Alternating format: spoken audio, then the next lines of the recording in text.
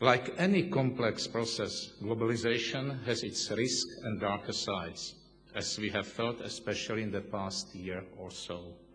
We have to analyze them and learn from them, but in my view, we should not allow them to overshadow the tremendous opportunities and benefits globalization creates. Based on my own experience from the years I spent working in Africa, I am not afraid to say that both the developed as well as the developing countries have been major beneficiaries of its rewards. Of course, globalization is no magic panacea to eradicate poverty and disparities among societies, and can never supplement the democratic reforms and the rule of law. At the same time, the steep economic progress and rapid development that has been taking place not only in China and India, but also in other parts of Asia, South America, and in some part of the African continent, would hardly be possible without its effects. Everywhere in the world, globalization has been instrumental in addressing some principal problems through integration of individual countries into global economy. This has been a major driver of progress, creating some rather remarkable stories of economic, political, as well as social changes. And of course, the Czech Republic itself has also been one of the major beneficiaries in similar process. Our swift transformation from a communist country sealed off from the West by the infamous Iron Curtain to a thriving market economy and fully fledged democracy was also pushed forward by globalization. The inflow of foreign capital and investment ventures propelled steady growth and fueled the economic reforms in the 1990s. To a great extent, it was the success of these reforms that paved the way of the Czech Republic's speedy integration into NATO and the European Union. Ladies and gentlemen, we live in the world of ever-increasing interdependence, where domestic and foreign policies of individual countries are more and more mutually intertwined. An utter must with this world where major challenges such as economic instabilities, environmental challenges or security threats spread around irrespective of boundaries of continents, let alone individual countries, is a concerted action of the members of the international community. We face shared challenges which can be best resolved through a shared approach that powers the mutual cooperation, openness, free flow of ideas, and the spreading of the best practices. All these are absolute essentials for our common goals, and all these are propelled and aided by the various processes stimulated by globalization. Therefore, the message I would like to send out to this conference today is simple yet urgent.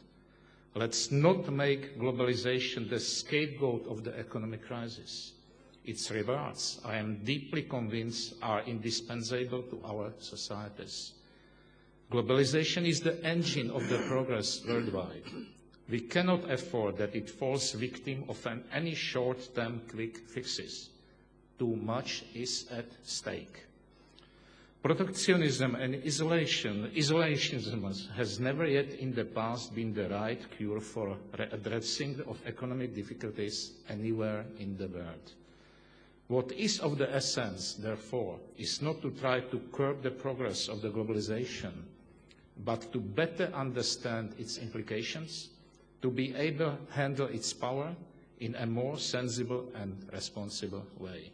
I am convinced that this is what would best serve the international community. I wish you a productive discussion. Thank you very much for your attention.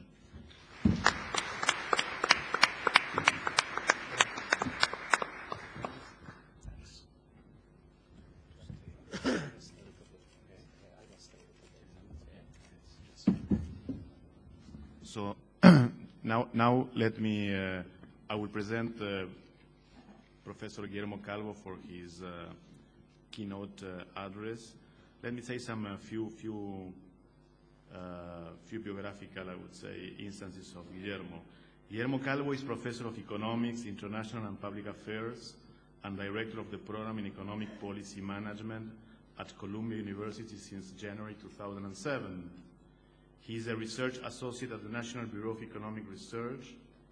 He is the former chief economist of the Inter-American Development Bank between 2001 and 2006, president of the Latin American and Caribbean Economic Association, LACEA, one of our regional network partners, from 2000 and 2001, and president of the International Economic Association, 2005-2008. He graduated with a PhD in economics from Yale in 1974. He was professor of economics at Columbia University, the University of Pennsylvania, a distinguished university professor at the University of Maryland, to mention just a few of these positions. He was senior advisor in the research department of the IMF in between 1998 and 1993. Some of these honors include Simon Guggenheim Foundation Fellowship in 1981, the King Juan Carlos Prize in Economics in 2000, the LACEA 2006 Carlos Diaz Alejandro Prize, and Fellow of the Econometric Society, the American Academy of Arts and Sciences, and the National Academy of Economic Sciences in Argentina. His main field of expertise is macroeconomics of emerging market and transition economies. His recent work has dealt extensively with capital flows and balance of payment crisis in emerging market economies.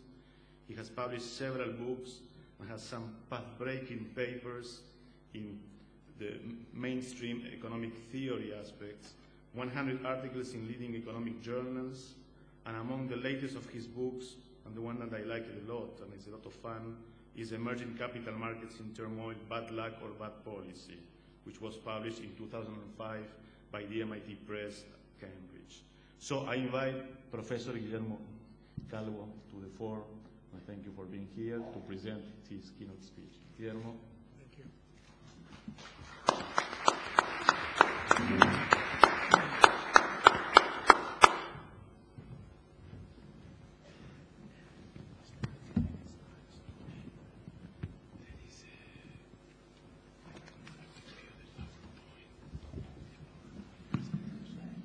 Thank you very much, Jerry, for your kind words.